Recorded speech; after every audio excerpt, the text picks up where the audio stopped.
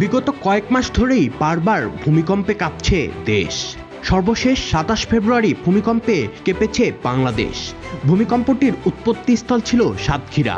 ধারাবাহিক এই ভূমিকম্পগুলো শুরু হয় ২০২৫ সালের নভেম্বরে নরসিংদীতে ৫.৭ মাত্রার ভূমিকম্প আঘাত হানার পর থেকেই।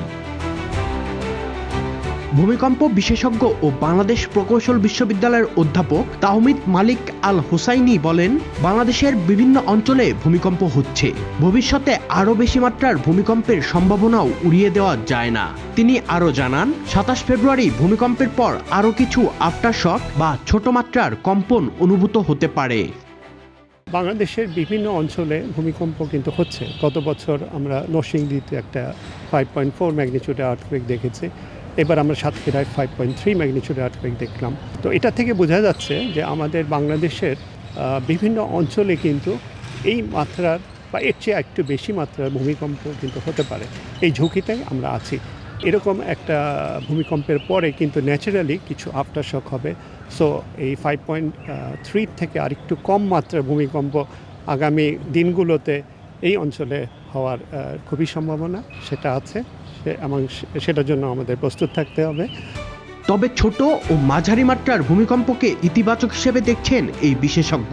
তার মতে, এ ধরনের কম্পনে ভূগর্ভস্থ প্লেটে সঞ্চিত শক্তি ধীরে ধীরে বের হয়ে যায়, যা বড় মাত্রার ভূমিকম্পের ঝুঁকি কিছুটা কমাতে পারে। ছোট ছোট এই মাঝারি মানের ভূমিকম্প হওয়াটা একদিক দিয়ে ভালো, কারণ এখান দিয়ে কিছুটা এনার্জি রিলিজ হয়ে যাচ্ছে।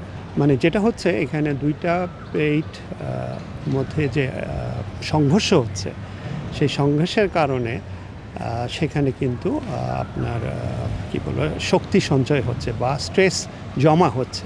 তো যখন একটা ভূমিকম্প হয় তখন কিছু সেই শক্তি কিন্তু বের হয়ে যায়, তাহলে সেই শক্তিটা কমে যায়। তার ফলে হয় কি, ভবিষ্যতে আরেকটা ভূমিকম্প হওয়ার ঝুঁকিটা কিছুটা হলেও কমছে। তো সেদিক দিয়ে এরকম ভূমিকম্প হওয়াটা ভালো। অধ্যাপক তাহমিদ আরও জানান, বাংলাদেশের পূর্ব ও উত্তরাঞ্চলের দুটি প্রধান প্লেট বাউন্ডারি রয়েছে। এসব এলাকায় সময়ের সঙ্গে সঙ্গে শক্তি সঞ্চিত হচ্ছে। যদিও সেগুলো দেশের সীমানার বাইরে, তবুও সেখানে বড় ধরনের ভূমিকম্প হলে তার প্রভাব বাংলাদেশে পড়তে পারে বলে আশঙ্কা প্রকাশ করেন তিনি। আমাদের পূবে এবং উত্তরে আমাদের দুটো মেজর প্লেট বাউন্ডারি আছে। একটা মায়ানমার এবং ইন্ডিয়ার ভিতর দিয়ে একটা প্লেট বাউন্ডারি আছে, যেখানে আপনার একটা বড় ফল্ট আছে সেই বরাবর।